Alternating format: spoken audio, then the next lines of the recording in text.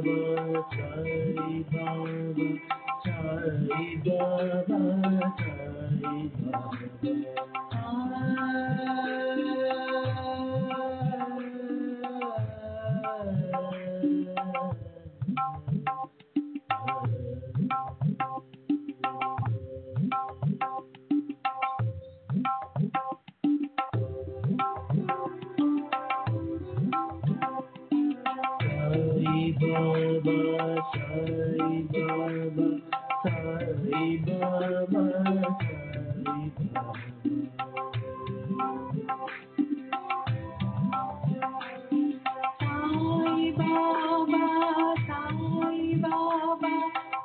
Sai Baba.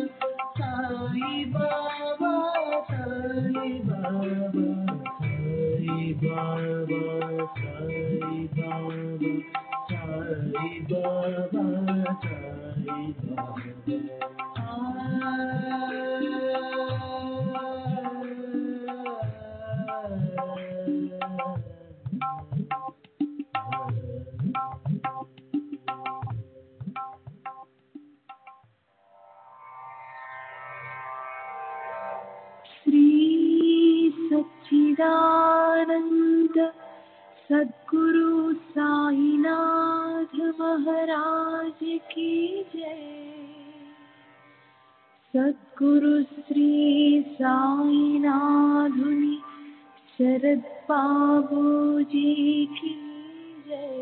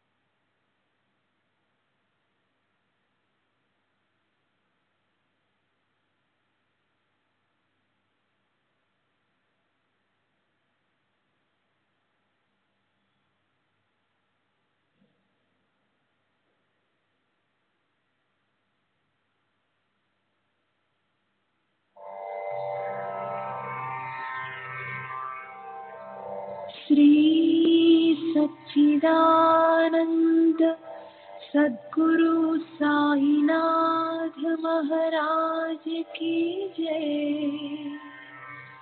सद्गुरु श्री साईनाथुनि शरद बाबू जी की जय।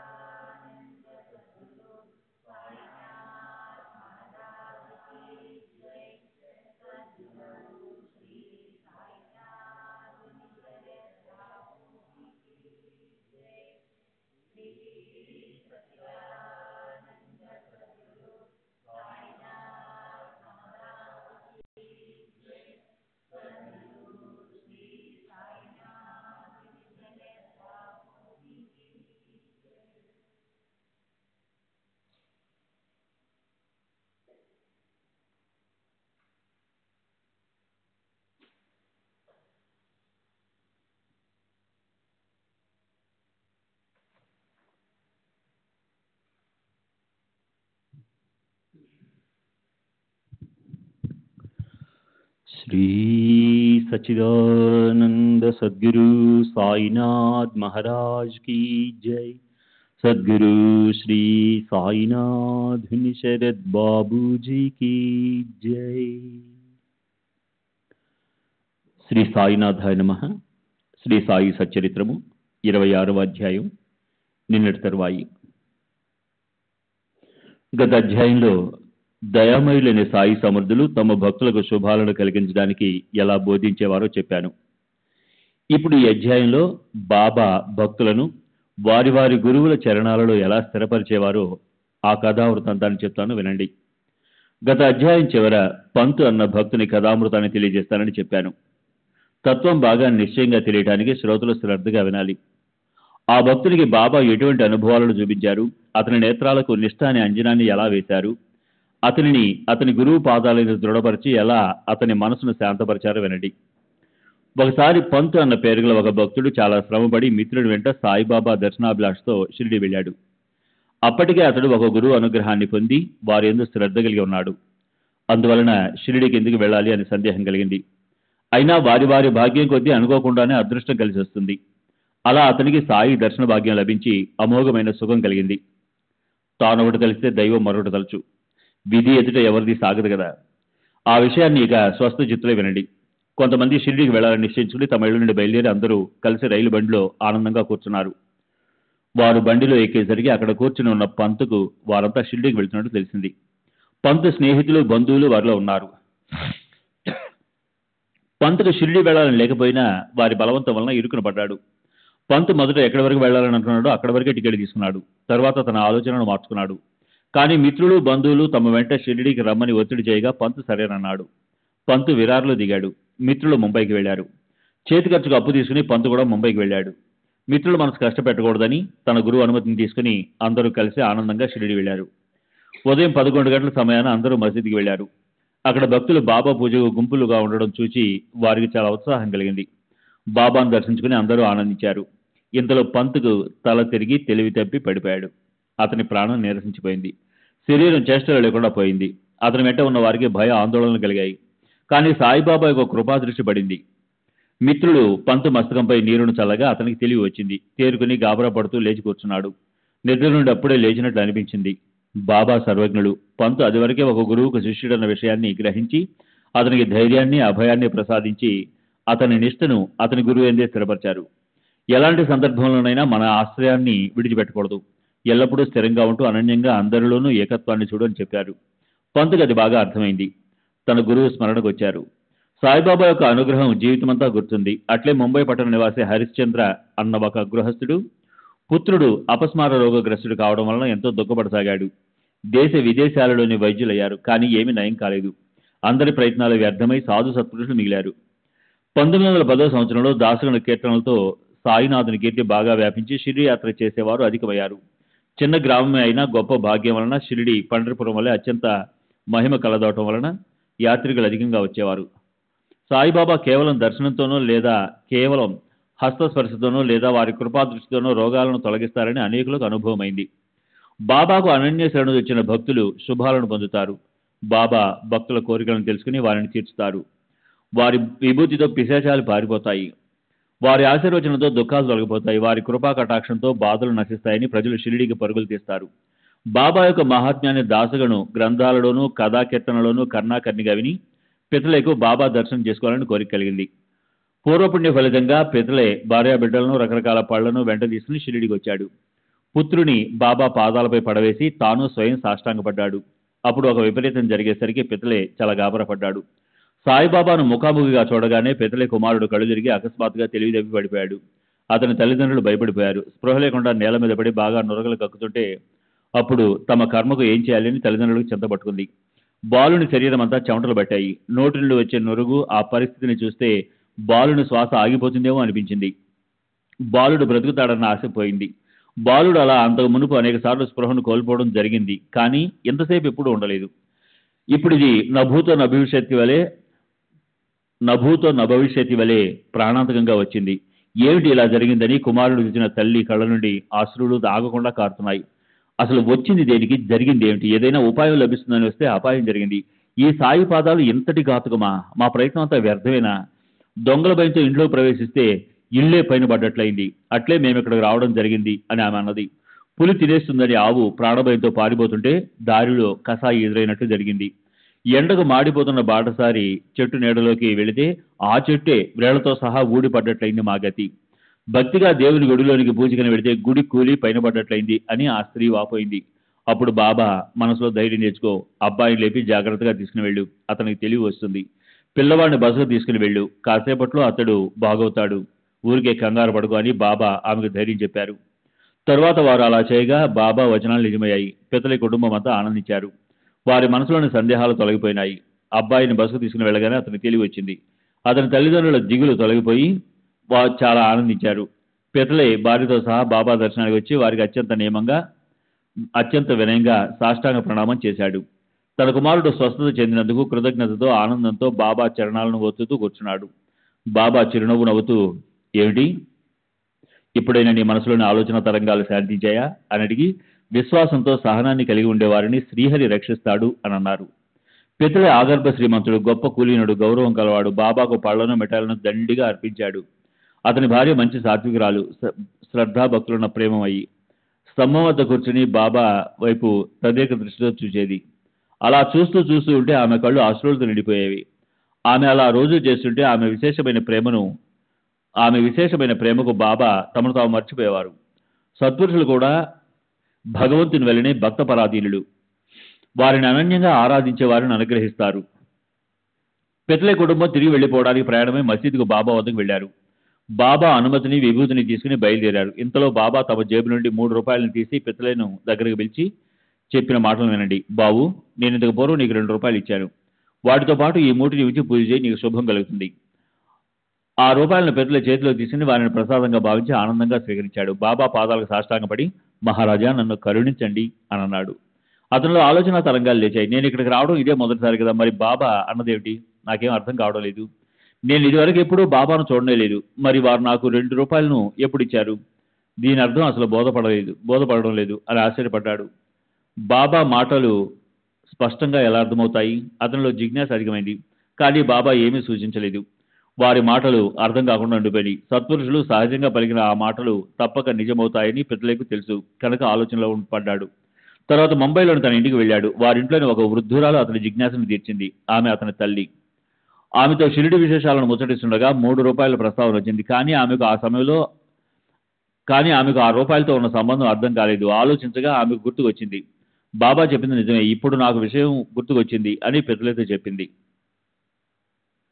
శ్రీ సచ్చిదానంద సద్గురు సాయినాథ్ మహారాజ్ की जय. सद्गुरु श्री साईनाथ शरद बाबू जी की जय.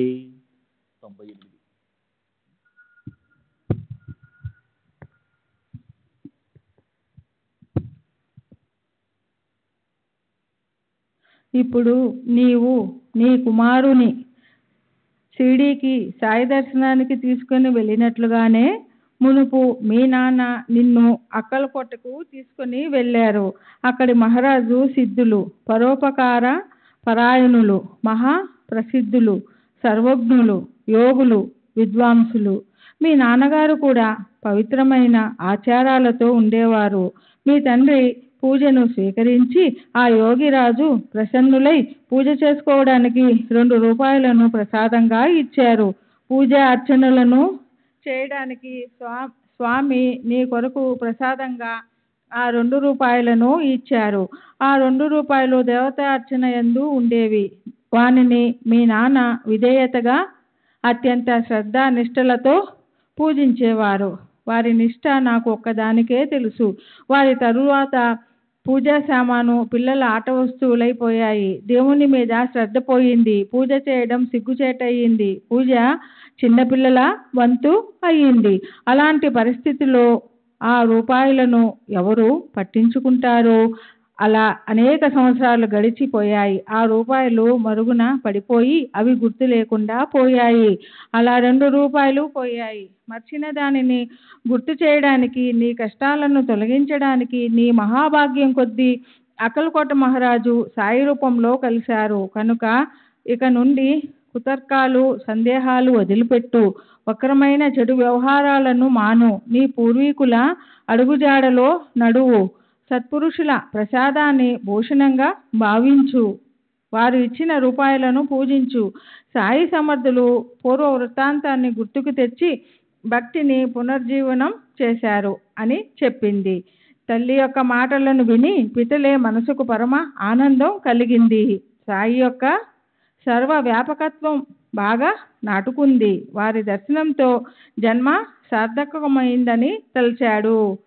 శ్రీ సచ్చిదానంద సద్గురు సాయినాథ్ మహారాజ్ సద్గురు శ్రీ సాయినాథ్ శరద్ బాబూజీ की जय.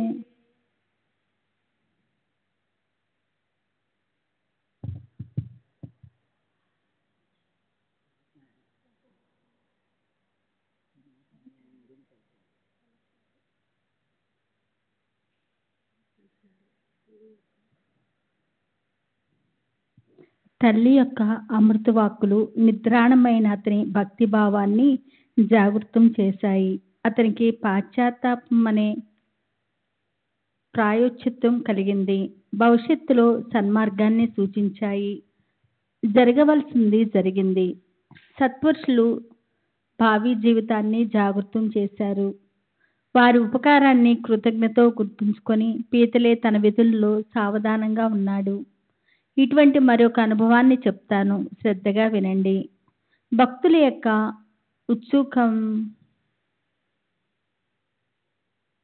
ఉద్రక్తముల మనోవృత్తిని బాబా ఎలా నిగ్రహించేవారో గమనించండి. గోపాల్ నారాయణ అంబాడేకర్ అన్న పేరుతో పూణేలో సాయిబాబా యొక్క భక్త శ్రేష్ఠుడు ఉండేవాడు. అతని కథను వినండి. అతడు ఆంగ్ల ప్రభుత్వంలో అబ్కారీ శాఖలో ఉద్యోగి. అక్కడ 10 ఏళ్లు పనిచేసి ఉద్యోగం మానేసి ఇంట్లో కూర్చున్నాడు. అతని నుదుట వ్రాత ప్రతికూలంగా మారింది. అన్ని రోజులు ఒకేలా ఉండవు కదా. అతన్ని దౌర్భాగ్యం దాపురించింది. గ్రహదశ వలన కలిగే కష్టాలను అనుభవించకుండా ఎవరూ తప్పించుకోగలరు.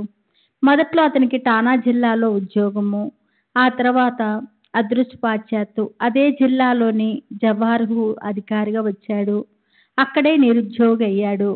ఉద్యోగం ఆకు మీద నీటి బొట్టు క్షణభంగరము. అది పోతే మరలా లభించడం మాటలా. అతడు ఎంతగానో ప్రయత్నించాడు, కానీ అతనికి అదృష్టం లేదు. అందువల్ల స్వతంత్రంగా బ్రతకాలని నిశ్చయించుకున్నాడు. కష్టాలు పరాకాష్ఠలు అందుకోగా అతడు అన్ని విధాలా హతాశుడయ్యాడు. పటేల్కు ఉన్న డబ్బంతా ప్రతి ఏడు ఊడ్చుకుని పోయి కష్టాల పైన కష్టాలు వచ్చి బాగా దిగజారి అతని ఇంటి పరిస్థితి భరించలేనంత బాధాకరమైంది. ఈ విధంగా 7 సంవత్సరాలు గడిచాయి. ప్రతి సంవత్సరము షిరిడీకి వెళ్లి బాబాకు సాష్టాంగ ప్రణామం చేసి వారి ముందు తన బాధను ఏకరో పెట్టేవాడు. క్రీస్తు శకం 1916 సంవత్సరంలో పూర్తిగా విసుగు చెంది షిరిడీ క్షేత్రానికి వెళ్లి అక్కడ ఆత్మహత్య చేసుకోవాలని నిర్ణయించుకున్నాడు. భార్యతో సహా వెళ్లి అక్కడ 2 మాసాలున్నాడు. ఒకరోజు రాత్రి జరిగిన వృత్తాంతాన్ని వినండి. అంబాడేకరు దీక్షిత్ వాడా ఎదుట ఒక ఎద్దుబండి మీద కూర్చొని ఉండగా అతనిలో ఆలోచన తరంగాలు లేచాయి. అతనికి జీవితంపై విసుగెత్తిపోయింది. అత్యంత ఉదాసీనుడై, చాలు బాబు, ఈ కష్టాలు ఇక వద్దు, జీవించాలన్న కోరిక నాకు లేదు అని తలచి ప్రాణాలపైన ఆశలు వదిలేసి అంబాడేకరు బావిలో దూకటానికి సిద్ధమయ్యాడు. సమీపంలో ఎవరూ లేని ప్రశాంత సమయంలో నా సంకల్పాన్ని నెరవేర్చుకొని కష్టాలను తొలగించుకుంటాను అని అనుకున్నాడు. ఆత్మహత్య ఘోరమైన పాపమైనా అతడు తన నిశ్చయాన్ని దృఢం చేసుకున్నాడు.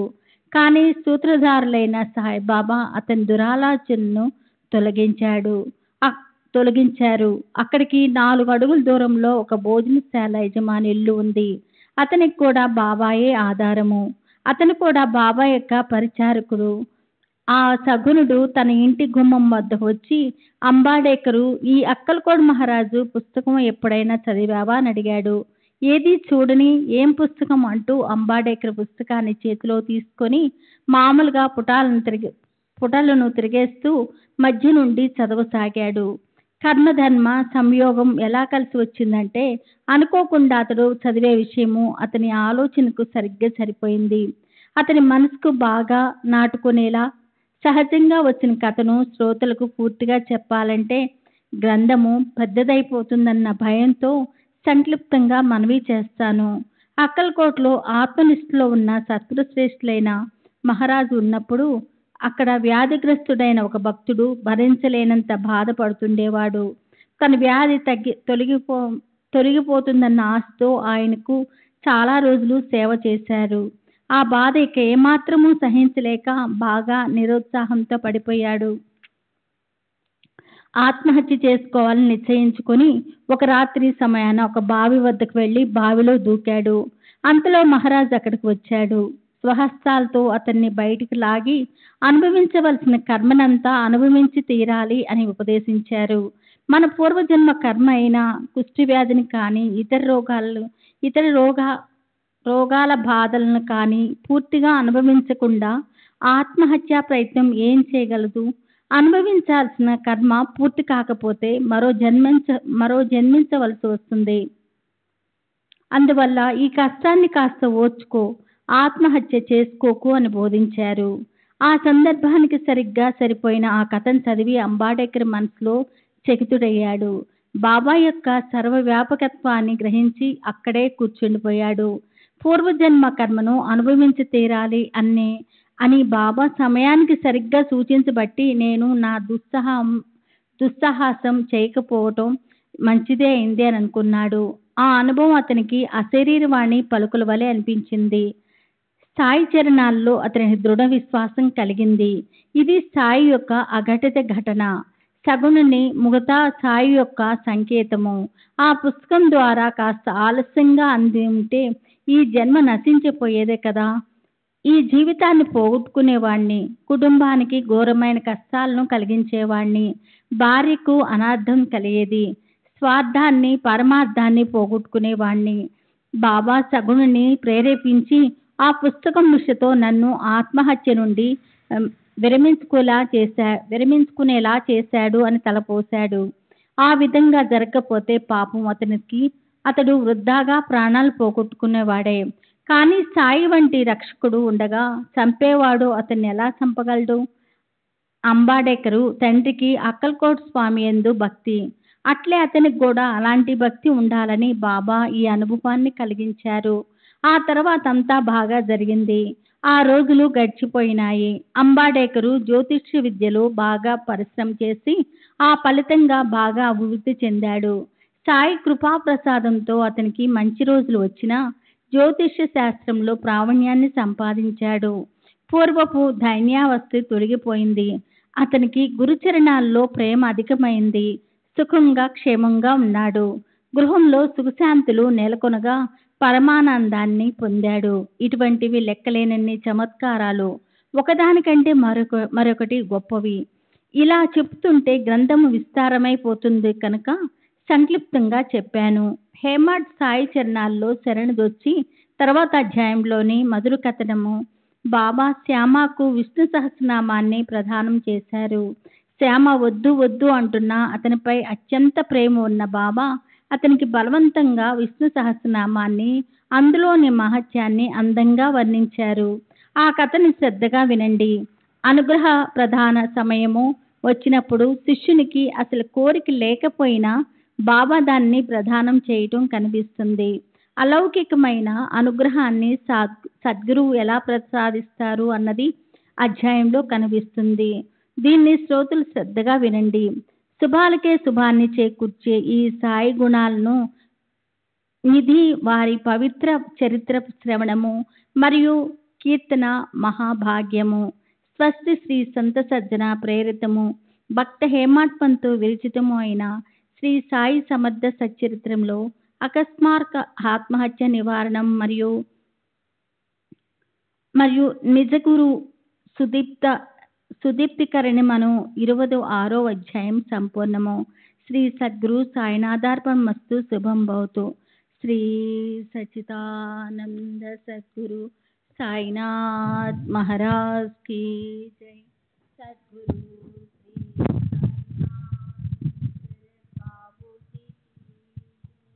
श्री सच्चिदानंद सद्गुरु साईनाथ महाराज की जय.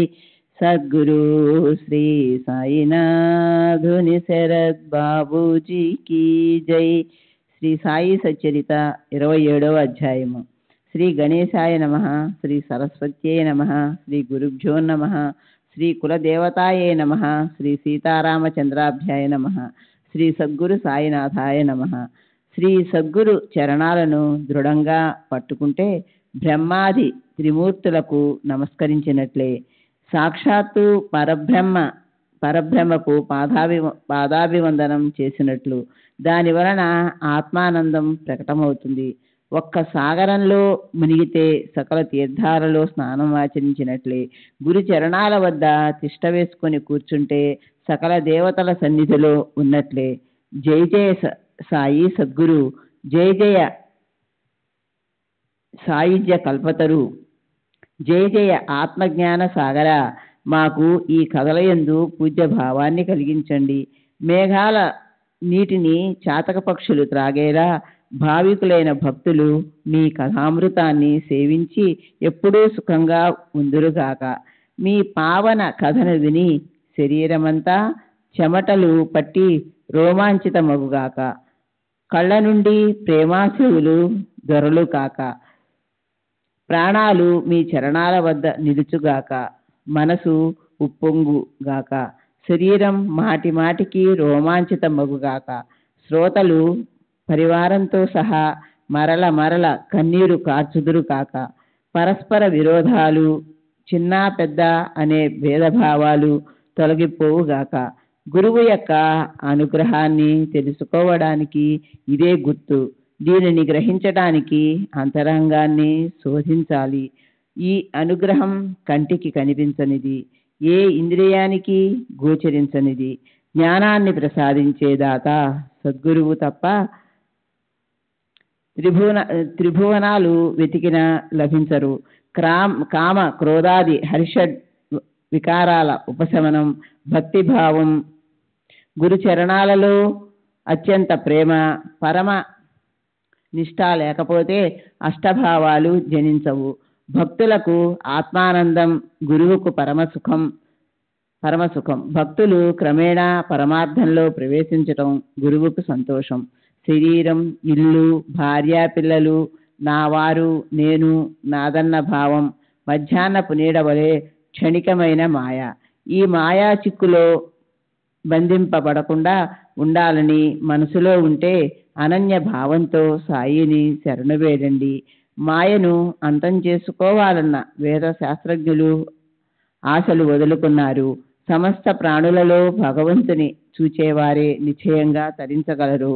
ధన్యుడైన చాందుపాటిల్ నిజాం రాజ్యాన్ని వదిలి ఫకీరైన సాయిని వెంట పెట్టుకొని మొదట నేవాసాకు వచ్చాడు.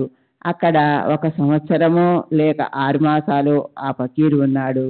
అక్కడ కానడ్ ఊరిలోని కామానుని తోడుగా ఉంచుకున్నాడు. తరువాత ప్రసిద్ధమైన టాకలి ఊరిలోని దగడు అనే పేరు గల తమలపాకులు అమ్మేవాడు. కాను మరియు సాయిబాబా షిరిడి వచ్చారు. అక్కడక్కడ అనేకమైన పుణ్యక్షేత్రాలు, పవిత్ర తీర్థస్థలాలు ఉన్నాయి. కానీ సాయి భక్తులకు షిరిడీయే అత్యంత పవిత్రమైనది. దైవవశాత్తు ఈ యోగం కలగకపోతే దీనులమైన మనకు సాయితో కలిసి ఉండే మహద్భాగ్యం ఎలా కలిగేది? ఇది మన అదృష్టం. భక్తులు తమ కార్యాన్ని సాధించుకోవడానికి వెళ్ళి బాబా శరణు చొచ్చితే వారికి యోగ్యమైన మార్గాన్ని చూపించేవారు. అందువలన ఏకాగ్ర మనసుతో ఈ సాయి సచ్చరితను మరల పారాయణ చెయ్యండి. కారణం, పరమ పావనమైన ఈ సాయి చరిత్ర గురువు అనుగ్రహానికి ఉత్తమ సాధనం. గత అధ్యాయంలో ఒకరిని అతని గురువు పాదాల వద్ద స్థిరపరచటం, ఒకరికి అక్కల్కోట స్వామిని గుర్తుకు చేసి జాగృతిని కలిగించటం, మరొకరికి ఉపాయంతో దేహాంతకమైన ఆత్మహత్య నుండి క్షణంలో రక్షించి జీవన దానం చేయడాన్ని వర్ణించటమైనది. ఇప్పుడు ఈ అధ్యాయంలో సాయిబాబా ప్రసన్నులవుతే భక్తులకు అనుగ్రహాన్ని ప్రసాదించి వారిని ఎలా సుఖ సంపన్నులను చేస్తారో తెలియజేస్తాను. బాబా యొక్క బోధనా పద్ధతి అద్భుతమైనది. వారు ఆడుతూ పాడుతూ నవ్వుతూ వినోదభరితంగా ఎవరికి ఏ విధంగా బోధించేవారో శ్రోతలు శ్రద్ధగా వినండి.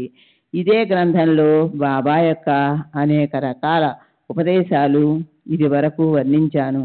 వారు భక్తుల అర్హతలను, గ్రహణ శక్తిని బట్టి వారికి తగిన మార్గాలను ఉపదేశించేవారు.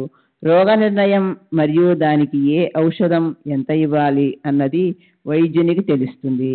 కానీ రోగికి అవేమీ తెలియవు. రోగి ముందు బెల్లాన్ని కోరతాడు. బెల్లం తీయగా ఉంటుంది, కానీ రోగులకు అది అపకారం చేస్తుంది. అయినా రోగి అదే కావాలని మొండి చేస్తాడు. బెల్లం ముక్క చేతిలో పెట్టే వరకు మందు చేతికందుకోడు. రోగిపై నిర్బంధం ఉండకూడదు. అందువల్ల వైద్యులు యుక్తిగా ముందు బెల్లం ముక్క పెట్టి తర్వాత ఔషధాన్నిచ్చి తమ పని సాధిస్తారు. అయితే బెల్లం యొక్క దోషాన్ని హరించే విధంగా అనుపానాన్ని మారుస్తారు. దాంతో మందు ఒంటికి పట్టుతుంది. బాబా పద్ధతి కూడా అదే. కానీ అందరి పట్ల ఇదే నియమం కాదు. భక్తుల అర్హతలను, స్వభావాలను, భక్తి శ్రద్ధలను, సేవను, ప్రేమను గమనించి వారికి అనుగ్రహాన్ని ప్రసాదించేవారు. బాబా యొక్క లీలలు అద్భుతం. వారు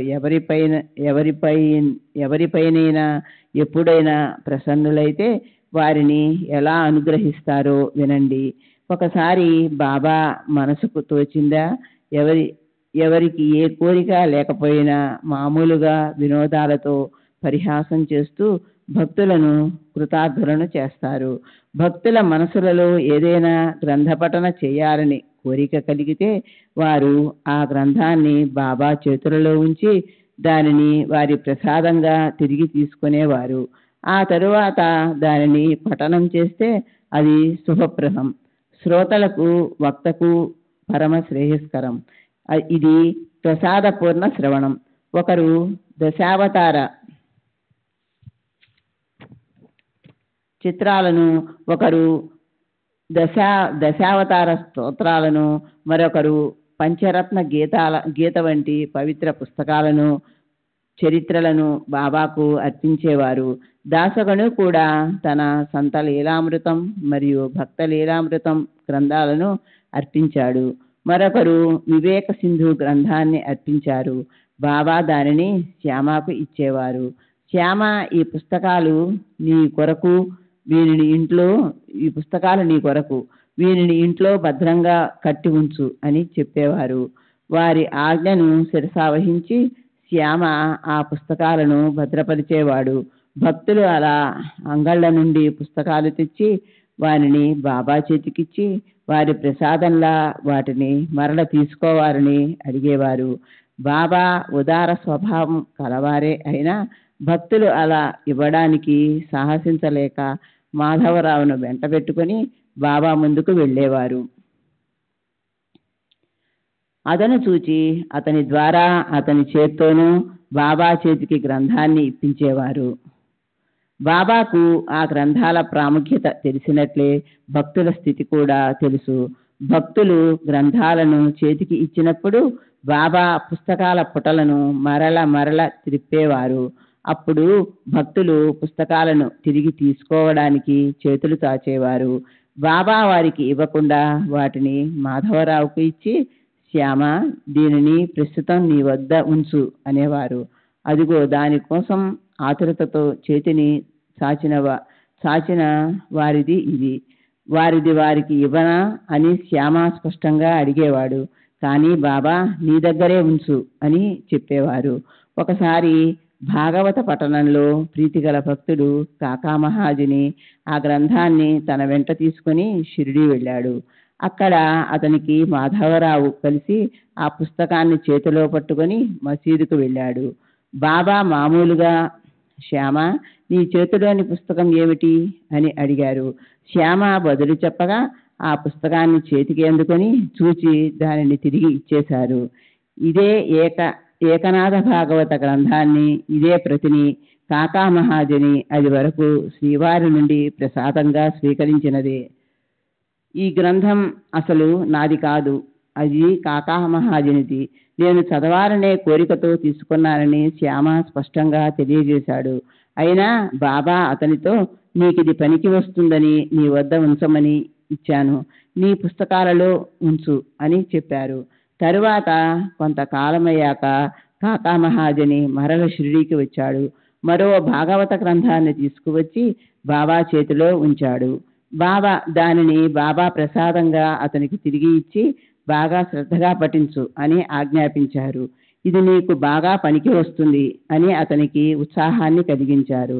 అంతేకాదు, ఇదే నిజంగా మన కార్యాన్ని సాధిస్తుంది, దీనిని ఎవరికీ ఇవ్వకు అని ఎంతో ప్రేమగా చెప్పారు.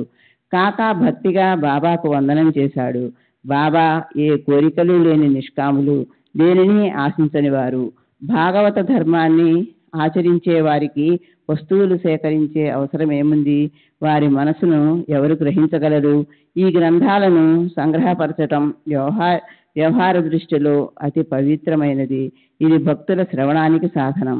షిరిడి పవిత్ర క్షేత్రానికి దేశ దేశాల నుండి భక్తులు వచ్చి ఇక్కడ కలిసి జ్ఞాన యజ్ఞాన్ని చేస్తారు. అప్పుడు ఈ గ్రంథాలు అవసరమవుతాయి. నేను నా ధామానికి వెళ్ళిపోయాక శ్యామ వీటిని తీసి చూపుతాడు. ఈ గ్రంథాలు నా ప్రతిరూపాలవుతాయి.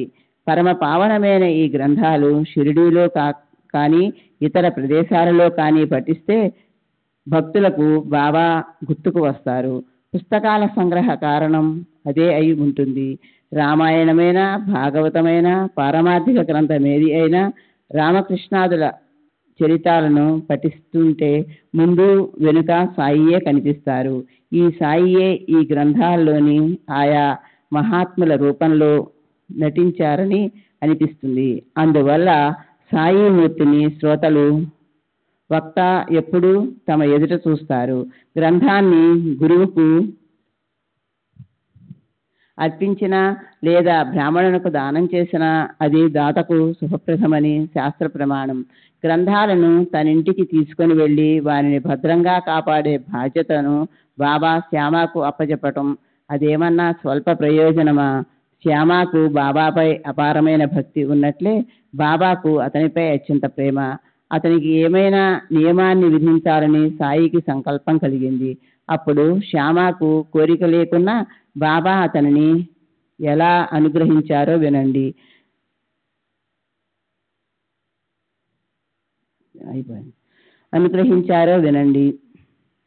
ఒకరోజు ఒక రామదాసి సాధువు మసీదులో ఉన్నాడు.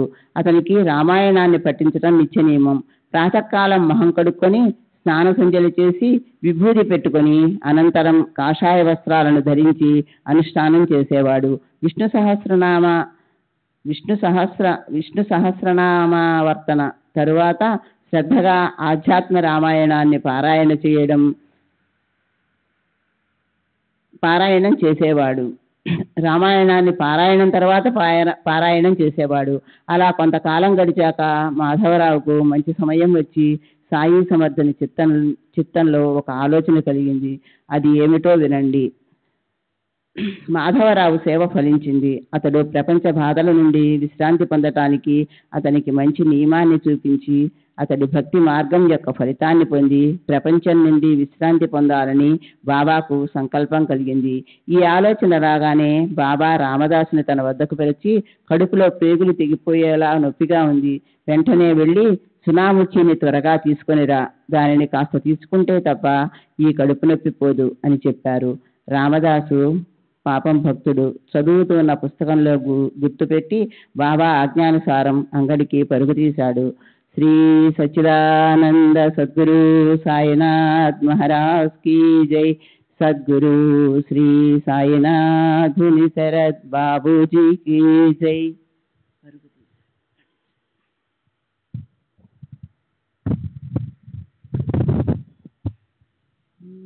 सच्चिदानंद सद्गुरु साईनाथ महाराज की जय.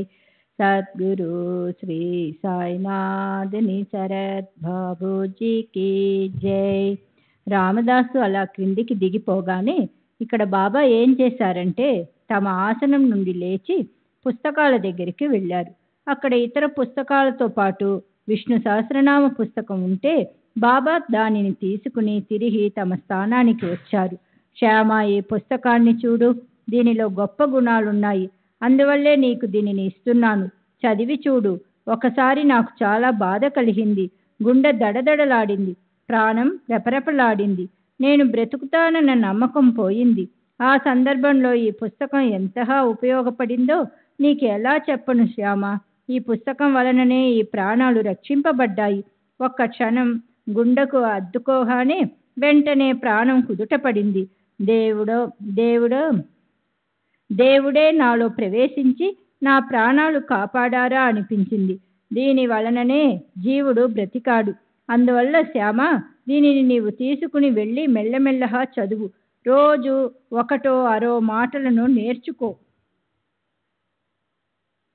గొప్ప ఆనందాన్ని కలిగిస్తుంది అని చెప్పారు. శ్యామ, ఇది నాకు వద్దు, రామదాస్కి కోపం వస్తుంది, ఈ చెడు పనిని నేనే చేశానని అంటాడు. అసలే అతడు కోపిష్ఠుడు, అడ్డదిడ్డంగా తలతిక్కగా వాగుతాడు. ఎందుకు ఈ వ్యర్థమైన పోట్లాట? నాకు ఈ గొడవంతా వద్దు. పైగా ఈ పుస్తకం సంస్కృత భాషలో ఉంది, నాది మొరటువాక్కు, నా నాలుకకు ద్వితాక్షరాలు పలుకవు, వానిని నేను స్పష్టంగా ఉచ్చరించలేను అని చెప్పాడు. బాబా చేసినదంతా చూసి శ్యామ అది బాబా తగువ పెట్టడానికి అని తలచాడు. బాబాకు అతనిపై ఎంత వాత్సల్యం ఉన్నది అతనికి తెలియదు. మా శ్యామ వెర్రివాడే కావచ్చు, అయినా అతనిపై నాకు మమకారం, అతనికి నాపై ప్రేమ, అందువల్ల అతనిపై నాకు దయ. ఈ విష్ణు సహస్ర నామములను స్వస్థాలతో అతని కంఠానికి కట్టి అతనిని భవభయ బాధల నుండి ముక్తుణ్ణి చేస్తాను. అతనికి నామంపై ప్రీతిని కలిగిస్తాను. నామం పాపాలనే పర్వతాలను పగలగొట్టుతుంది. నామం శరీర బంధనాలను విడగొట్టుతుంది. నామం కోటి చెడు వాసనలను సమూలంగా పెరికివేస్తుంది. నామం కాలుని మెడను విరిచేస్తుంది. నామం జనన మరణ చక్రాన్ని తప్పిస్తుంది. శ్యామకు ఇటువంటి సహస్రనామం మధురమవ్వాలి. ప్రయత్నపూర్వకంగా నామాన్ని స్మరిస్తే మంచిది. అప్రయత్నంగా నామజపం చేసిన చెడు కలుగదు. తెలియకుండా నోటితో ఉచ్చరించిన నామ ప్రభావం ప్రకటమవుతుంది. అంతఃకరణాన్ని పరిశుద్ధపరచడానికి నామం కంటే సులభమైన మరో సాధనం లేదు. నామం జిహ్వకు భూషణం. నామం పరమార్థాన్ని పోషిస్తుంది. నామ జపానికి స్నానం చేయాల్సిన అవసరం లేదు. అట్లే నామానికి విధి విధానాలు ఏవీ లేవు. నామ సంకీర్తనలో సకల పాపాలు నశించిపోతాయి. నామం ఎల్లప్పుడూ పావనమైనది. అనవసరం నా నామాన్ని స్మరించే వారు తీరానికి చేరుకుంటారు. ఇతర సాధనలు ఏవి అవసరం లేకుండానే మోక్షం హస్తగతమవుతుంది. నా నామాన్ని ఎల్లప్పుడూ జపించే వారి పాపాలు క్షాళనమవుతాయి. మెల్లగా లోపల నా నామాన్ని జపించేవారు ఉత్తమ గుణ సంపన్నుల కంటే ఉత్తములు అని చెప్పారు. ఇదే బాబా మనోగతం. దానిని అనుసరించి ప్రవర్తించేవారు శ్యామ వద్దు వద్దు అని వారించిన బాబా పుస్తకాన్ని అతని జేబులో పెట్టారు. అతని తల్లి తండ్రులు గొప్ప పుణ్యఫలం కారణంగా అతనికి సాయిబాబా యొక్క కృపాఫలం లభించింది. ఇటువంటి పావనమైన విష్ణు సహస్రనామం ప్రపంచంలోని బాధలను తొలగిస్తుంది. ఇతర కర్మలను చేయడానికి ఒక విధి విధానం అవసరం, కానీ నామ జపానికి అవి ఏవీ లేవు. విధిని అధికంగా చేయవచ్చు. ప్రదోషం చదవకూడదు అనే సమయం వంటివి లేవు. నామజపం వంటి మంచి ఉపాసన సాధన వేరే ఏదీ లేదు. ఇదే విధంగా ఏకనాథ మహారాజు కూడా ఇదే విష్ణు సహస్రనామాన్ని తమ పొరుగింటి వ్యక్తి తలపై పెట్టి అతనిని పరమార్థ మార్గాలలో ప్రవేశపెట్టాడు. ఏకనాథులు వారు ఇంట నిత్యం పురాణ పఠనం ఉండేది. వారు పొరిగింటి వ్యక్తి బ్రాహ్మణ జాతీయుడు, కానీ స్నాన సంధ్యాదులు లేక దురాచారాలతో నిమగ్నమై ఉండేవారు. ఎన్నడూ పురాణ శ్రవణం చేసేవాడు కాదు. ఆ దుర్మార్గుడు ఏకనాథుని ఇంట్లో అడుగు పెట్టేవాడు కాదు. ఏకనాథులు కరుణించి అతనిని పిలిపించారు.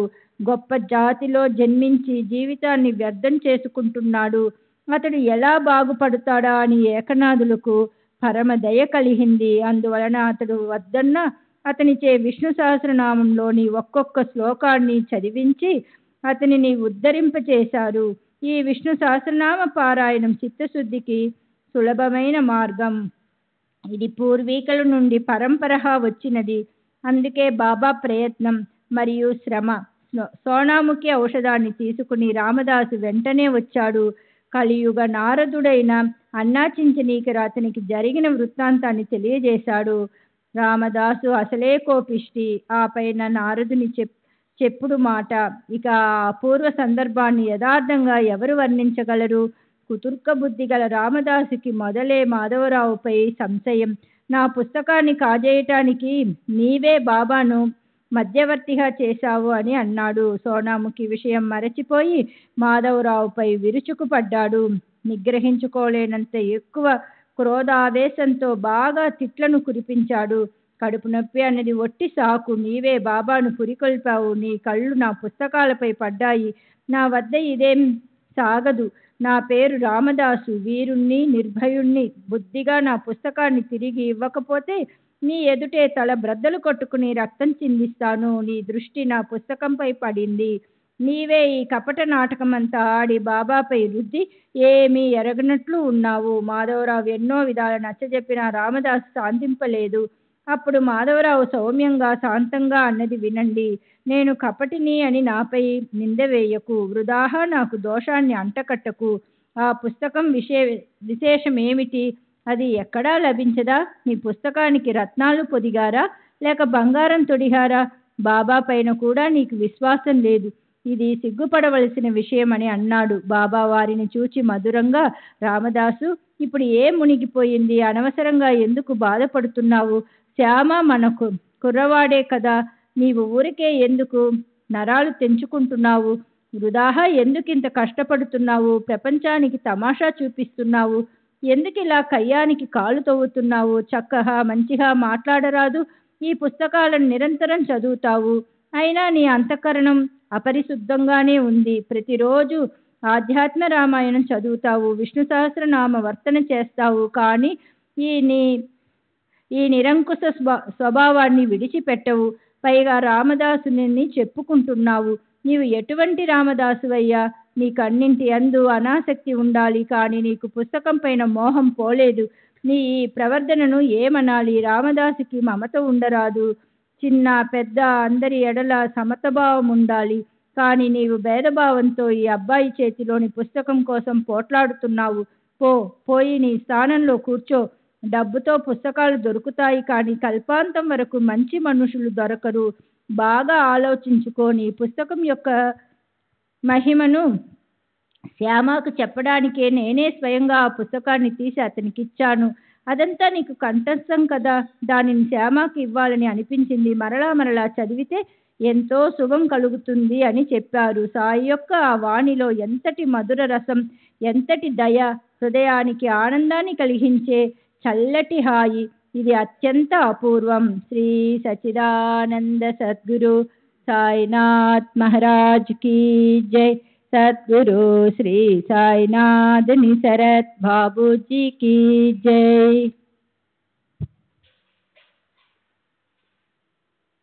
రామదాసు బాగా అర్థం చేసుకున్నాడు.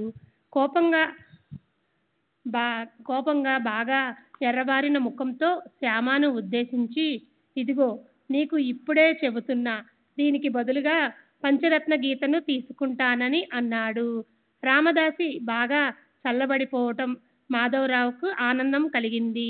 వెంటనే, ఒక్కటేమిటి, నేను మీకు 10 పంచరత్న గీత పుస్తకాలను బదులుగా ఇస్తాను అని అన్నాడు. దానితో ఆ పొట్లాట శాంతించింది. గీతా గ్రంథాన్ని జామీనుగా ఇవ్వటానికి అంగీకారం అయ్యింది. అయితే గీతలోని భగవంతుణ్ణి తెలుసుకోలేని వానికి అసలు గీత ఎందుకు? సాయి సముఖంలో ఆధ్యాత్మ రామాయణాన్ని పారాయణం చేసే ఆ రామదాసు మాట జవాబిస్తూ సాయిబాబాతో ఇలా పోట్లాడుతున్నాడేమిటి? ఇంతకీ దోషం ఎవరిదని చెప్పటం నేనెలా చెప్పగలను? ఆ విధంగా జరగకపోతే విష్ణు సహస్రనామం యొక్క మహత్యం ఎలా తెలుస్తుంది? ఇంతటి పోట్లాటకు కారణమై బాబా యొక్క బాధను కూడా నివారించిన ఆ పుస్తకం మనకు కూడా శుభం కలిగిస్తుంది. అది సాయిబాబా మనకు ఇచ్చిన అమూల్య వరము. ఈ విధంగా శ్రమ పడకపోతే మాధవరావుకు విశ్వాసము కుదిరేది కాదు. నిజంగా అతని జిహ్వకు అక్షరాలు అలవాటు అయ్యేవి కావు. అతనికది కంఠస్థమయ్యేది కాదు. ప్రేమమయులైన ఇటువంటి సాయినాథులు దుర్లభమైన పరమార్థ లీలలను ఎప్పుడు ఎలా కనుబరుస్తారో వారి చర్య అర్థమవటం కష్టము. తరువాత శ్యామకు బాగా నిష్ట కుదిరింది. దీక్షిత్ మరియు నార్కే అతనికి ఉచ్చరించడాన్ని బాగా నేర్పారు. అటు తరువాత శ్యామ అక్షరాలను గుర్తుపట్టి చదవటం నేర్చుకొని పుస్తకాన్ని కంఠస్థం చేశాడు. మాధవరావు యొక్క సంభాషణ, సాయిబాబా యొక్క శుద్ధమైన బోధ, పరమానందభరితమైన వినోదము నిశ్చయంగా సుఖదాయకము. బ్రహ్మ విద్యను అభ్యసించే వారియందు బాబాకు అమితమైన ప్రేమ. దానిని సందర్భానుసారంగా ఎలా వ్యక్తపరిచేవారో గమనించండి. ఒకసారి జోగుకు తపాలా ద్వారా ఒక పార్సిల్ వచ్చింది. షిరిడీ పోస్టాఫీస్కు వెళ్ళి దానిని తీసుకోవడానికి గబగబా బయలుదేరాడు. పుస్తకాన్ని తెరిచి చూడగా అది లోకమాన్య తిలక్ రచించిన గీతా రహస్య భాష్యము. దానిని చంకలో పెట్టుకొని మసీదుకు బాబా దర్శనానికి వచ్చాడు. బాబాకు నమస్కరించడానికి తల వంచేసరికి పార్సిల్ బాబా పాదాలపై పడింది. బాపు సాహెబ్, ఇదేమిటి అని బాబా ప్రశ్నించారు. బాబా ఎదుట పార్సిల్ విప్పి అదేమిటో తెలియచేశాడు. దానిని బాబా చేతికిచ్చాడు. వారు దానిని అవలోకించారు. బాబా గ్రంథాన్ని తీసి చేతిలోకి తీసుకున్నారు. అటు ఇటు తిరగేసి చూచి తమ జేబులో నుండి ₹1 తీసి ఆ పుస్తకంపై ఉంచారు. ఆ రూపాయితో సహా ఆ గ్రంథాన్ని జోగు ఒడిలో వేసి దీనిని మొత్తము చదువు, శుభం కలుగుతుందని చెప్పారు. ఇటువంటివి బాబా యొక్క అనుగ్రహ కథలను అసంఖ్యాకంగా వర్ణించవచ్చు. కానీ గ్రంథం విస్తారమవుతుందని సంక్షిప్తంగా చెప్పుతున్నాను. ఒకసారి షిరిడీలో ఏం జరిగిందంటే, దాదాసాహెబ్ కాపడ్డే కుటుంబ సమేతంగా షిరిడీకి వచ్చి బాబా ప్రేమలో లీనమై అక్కడే ఉన్నాడు. కాపడ్డే సామాన్య గృహస్థుడు కాడు, గొప్ప విద్వాంసుడు, ఉన్నత స్థానంలో ఉన్నవాడు. సాయి సన్నిధిలో చేతులు జోడించుకొని వారి చరణాల యందు శిరసుని ఉంచేవాడు. ఆంగ్ల విద్య పారంగతుడు, శాసన సభలో బాగా పలుకుబడి కలవాడు, వక్తృత్వంలో అందరినీ కదిలించి వేసేవాడు. కానీ బాబా ఎదుట మౌనంగా ఉండేవాడు. బాబా భక్తులు అసంఖ్యాకంగా ఉన్నా వారి వద్ద మౌనవ్రతంలో ఉండేవారు. కాపడ్డే, నోల్కర్, బుట్టి తప్ప ఇతర భక్తులెవరూ లేరు. ఇతరులంతా బాబాతో బాగా మాట్లాడేవారు. కొందరు ఏ జంకు లేకుండా వారికి సమానంగా మాటకు మాట సమాధానం చెప్పేవారు. కానీ పై ముగ్గురు మౌనవ్రతంలో ఉండేవారు. మాట్లాడకపోవటమే కాదు, బాబా ఎదుట కేవలం తలలు వంచి ఉంచేవారు. అంతే. వారి వినమ్రత వర్ణించ తరము కాదు. వారు శ్రద్ధగా వినటం కూడా వినయముగా ఉండేది. విద్యారణ్య స్వామి యొక్క పంచదశిని వ్యాఖ్యానించగల దాదాసాహెబ్ మసీదులోకి వెళ్ళగానే మౌనంగా ఉండేవాడు. శబ్ద బ్రహ్మ ఎంత శక్తివంతమైన శుద్ధ బ్రహ్మ ముందు నిస్తేజమే కదా. సాక్షాత్తు పరబ్రహ్మమూర్తి అయిన సాయి ముందు పాండిత్యం సిగ్గుపడవలసిందే. కాపడ్డే 4 నెలలు, అతని భార్య 7 నెలలు షిరిడీలో ఉన్నారు. ఆ ఉభయులకు రోజు రోజుకు ఎంతో ఆనందం అనుభవమైంది. అతని భార్య అత్యంత నిష్ఠావంతురాలు. ఆమెకు సాయి పాదాల యందు అత్యంత ప్రేమ. ఆమె నిత్యము మసీదుకు సాయిబాబాకు నైవేద్యాన్ని స్వయంగా తీసుకొని వచ్చేది. బాబా నైవేద్యాన్ని స్వీకరించే వరకు ఉపవాస వ్రతంతో ఉండేది. సాయి మహారాజ్ ఆరగించిన తరువాతే ఆమె భోజనం చేసేది. ఒక శుభ సమయాన పరమ భక్తవత్సలుడైన బాబా అచంచలమైన ఆ స్త్రీ శ్రద్ధను గమనించి ఆమెకు ఉజ్వలమైన పరమార్థ మార్గాన్ని చూపించారు. బోధనా పద్ధతి అనేక రకాలు, బాబా పద్ధతి విశిష్టమైనది. వారు ఆడుతూ పాడుతూ నవ్వుతూ హృదయంలో బాగా నాటుకునేలా అనుగ్రహాన్ని ప్రసాదించేవారు. ఒకసారి కాపడ్డే భార్య అన్నం, పప్పు, పూరి, హల్వా, పాయసం, అప్పడాలు, వడియాలు, వడపప్పు అవి పళ్ళెం నిండా పట్టుకొని వచ్చింది. ఆ పళ్ళెం వచ్చిన వెంటనే బాబా ఆతురతతో తమ ఆసనంపై నుండి లేచారు. చేతిపైన కఫ్నీని పైకి జరుపుకున్నారు. భోజనం చేసే చోట కూర్చున్నారు. పళ్ళాన్ని తమ ముందుకు లాక్కొని దానిపైన మూతను పక్కకు జరిపి భోజనానికి ఉద్యుక్తులయ్యారు. ఇతరులకు కూడా అంతకంటే చాలా రుచిగా ఉన్న నైవేద్యాలను అపరిమితంగా తీసుకొని వస్తారు. అవి ఎంతోసేపు అక్కడ పడి ఉంటాయి. ఈ భోజనంపై వారికి ఎందుకంత ప్రేమ? ప్రాపంచికులకు ఉన్న భేదబుద్ధి సత్పురుషులకు ఉంటుందా? ఇలాంటి భేదభావం తగునా అని మాధవరావు సాయి సమర్థుని అడిగాడు. అందరి పళ్ళాలను అక్కడే ఉంచేసి వెండి పళ్ళాలను కూడా దూరంగా జరిపేసి, ఈ స్త్రీ పళ్ళెం మాత్రం రాగానే లేచి ఆరగిస్తున్నావు, ఏమిటి విశేషము? ఈమె భోజనమే అంత మధురముగా ఉందా? దేవా, మాకిది పెద్ద సందేహము. ఇదేం నీ మాయా? ఇష్టాయిష్టాల భేదభావము నీకెందుకు అని అడిగాడు. ఈ భోజనం యొక్క విశేషం ఏమిటో చెప్పనా? పూర్వం ఈమె బాగా పాలిచ్చే ఒక వ్యాపారస్తుని ఆవు. ఆ తరువాత కనిపించకుండా పోయింది. తరువాత ఒక మాలి వద్ద జన్మించింది. ఆ తరువాత ఒక క్షత్రియుని ఇంట్లో పుట్టింది. మరుజన్మలో ఒక వైశ్యుని పత్ని అయ్యింది. తరువాత బ్రాహ్మణుల గర్భంలో జన్మించింది. చాలా కాలానికి కనిపించింది. ప్రేమతో తెచ్చిన అన్నము 2 ముద్దలు సుఖంగా తిననివ్వు అని అంటూ బాబా యథేచ్ఛగా తిన్నారు. చేతులు నోరు కడుక్కొని తృప్తిగా త్రేన్పి తమ ఆసనం పైకి వచ్చి కూర్చున్నారు. అప్పుడు ఆ స్త్రీ వారికి వందనము చేసి వారి పాదాలను వత్తసాగింది. ఆ అవకాశాన్ని తీసుకొని బాబా ఆమెకు హితోపదేశం చేయసాగారు. బాబా చరణాలను పట్టుతున్న ఆమె చేతిని బాబా తమ చేతితో వత్తసాగారు.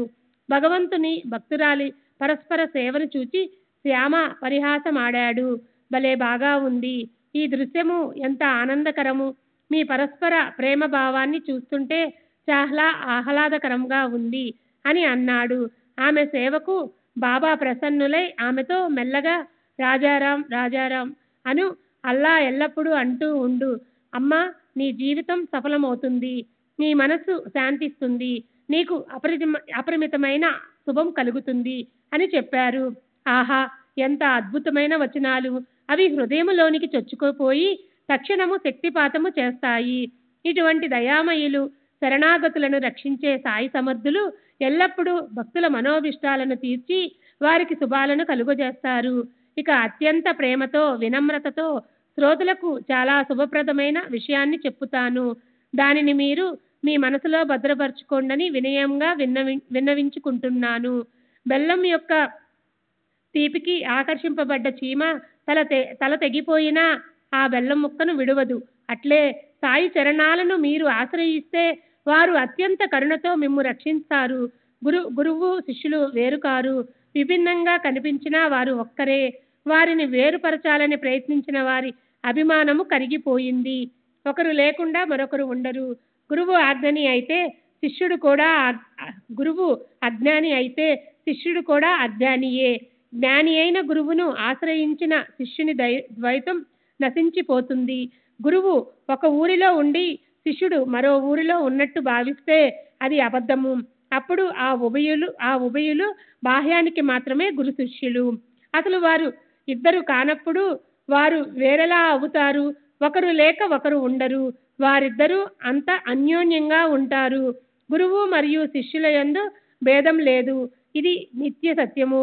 గురు చరణాలపై భక్తుడు శిరస్సు నుంచటం స్థూలంగా కనిపించే ఆచారం. శిష్యుడు గురువు యందు అద్వైత భావాన్ని, గురువు కూడా శిష్యుని యందు అట్లే అభేద భావము కలిగి వారిరువురు పరస్పరము సమరసాభావముతో ఉండకపోతే వారి సంబంధం నామమాత్రానికే. అన్న వస్త్రాలు ఎలా లభిస్తాయని క్షణమాత్రమైనా చింతించకండి. ఇవన్నీ ప్రారబ్ధానుసారము ఏ ప్రయత్నం లేకుండానే ప్రాప్తిస్తాయి. వానిని సంపాదించాలని ప్రయత్నించినా అది వ్యర్థ శ్రమే అవుతుంది. పరమార్థ సంపద కోసం రాత్రింబవళ్ళు చింతన చేస్తూ ప్రయత్నం చెయ్యండి.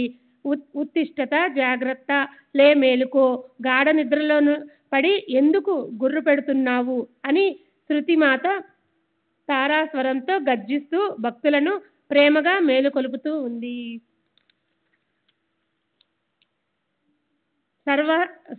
సర్వానర్థాలకు బీజభూతమైన అజ్ఞానమనే నిద్రలో మునిగి ఉన్న వారిని సమయానికి మేలుకొలిపే గురు జ్ఞానామృతాన్ని సేవించండి. దాని కొరకు అత్యంత వినమ్రతతో గురు చరణాలలో శరణాగతులవ్వండి. విహితాలను తెలిసిన వారు గురువు ఒక్కరే. కానీ పసిపిల్లల వంటి వారమైన మనకు అది తెలియదు. అహంభావంతో కించిజ్ఞుడైన జీవుడు, నిర్హంభావంతో సర్వజ్ఞుడైన శివుడు ఇద్దరూ ఒకటే అన్న అభేద భావాన్ని కలిగించేవారు ఒక్క గురువే. అజ్ఞానమనే ఉపాధితో ఉన్న ఆత్మజీవుడు, మాయోపాధితో ఉన్న ఆత్మజీవుడు, ఈ రెంటిలోనూ భేదభావాన్ని తొలగించగల సమర్థులు ఒక్క గురువే. మనసు సంకల్ప వికల్పాల ఆధీనంలో ఉంటుంది. దానిని సాయి చరణాల యందు సమర్పించండి. అప్పటి నుండి మనసులో స్ఫురించిన కార్యాల యొక్క కర్తృత్వం గురువుదే. అట్లే కర్మలను చేసే శక్తినంతా సాయికి సమర్పించి వారు ఆజ్ఞాపించిన విధంగా నడుచుకోండి. సాయి యొక్క శక్తి అంతటా ఉన్నదని తెలుసుకోండి. వారిపై భారం వేసి నిర్వమానంతో పనులను చేస్తే సిద్ధి హస్త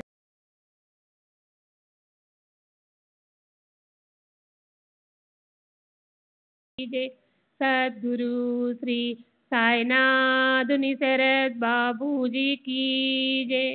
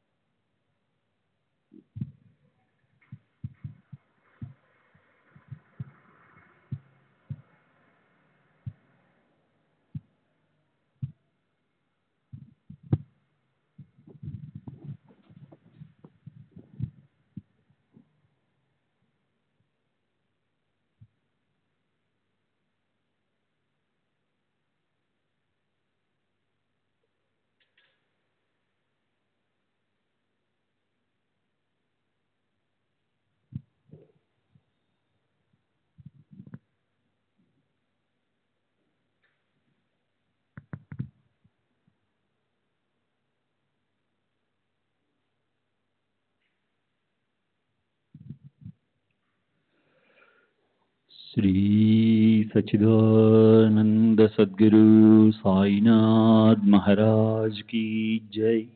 सद्गुरु श्री साईनाथ निशरद बाबूजी की जय. साई रहम नजर करना, बच्चों का पालन करना. साई रहम नजर करना, बच्चों का पालन करना. जाना तुमने जगत पसार, सब ही झूठ जमाना. जाना तुमने जगत पसार, सब ही झूठ जमाना. साई रहम नजर करना, बच्चों का पालन करना. साई रहम नजर करना, बच्चों का पालन करना. मैं अंधा हूँ बंदा आपका, मुझसे पथ दिखलाना. मैं अंधा हूँ बंदा आपका, मुझसे पथ दिखलाना. साई रहम नजर करना, बच्चों का पालन करना. साई रहम नजर करना, बच्चों का पालन करना. दास गणों कहे अब क्या बोलूं, थक गई मेरी रसना.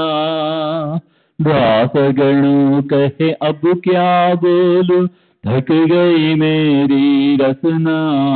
साई रहम नजर करना, बच्चों का पालन करना, साई रहम नजर करना, बच्चों का पालन करना, रहमो नजर करो अब मोरे साई, तुम्हारी ना नहीं मुझे माँ बाप भाई, रहमो नजर करो मैं अंधा हूँ बंदा तुम्हारा, मैं अंधा हूँ बंदा तुम्हारा, मैं ना जानू मैं ना जानू मैं ना जानू अल्लाह इलाही, रहमो नजर करो रहमो नजर करो अब मोरे साई, तुम्हारी ना नहीं मुझे माँ बाप भाई, रहमो नजर करो काली जमाना मैंने गमाया, काली जमाना मैंने गमाया, साथी आखिर का साथी आखिर का साथी आखिर का, तुम बिना कोई, रहमो नजर करो रहमो नजर करो अब मोरे साई, तुम्हारी ना नहीं मुझे माँ बाप भाई, रहमो नजर करो अपने मस्जिद का झाड़ू गणो है, अपने मस्जिद का झाड़ू गणो है, मालिक हमारे मालिक हमारे मालिक हमारे, तुम बाबा साई, रहमो नजर करो रहमो नजर करो अब मोरे साई, तुम्हारी ना नहीं मुझे माँ बाप भाई, रहमो नजर करो। श्री सच्चिदानंद सद्गुरु साईनाथ महाराज की जय। सद्गुरु श्री साईनाथ शरद बाबू जी की जय।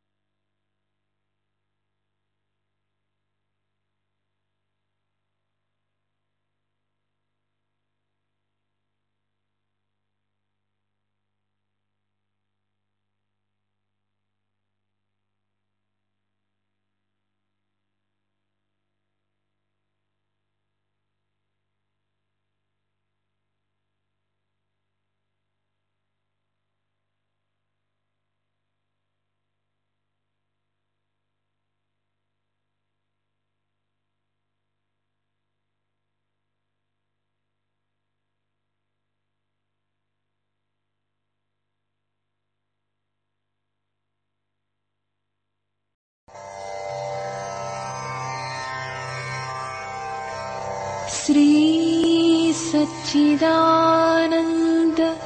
सद्गुरु साईनाथ महाराज की जय। सद्गुरु श्री साईनाथुनि शरद बाबू जी की जय।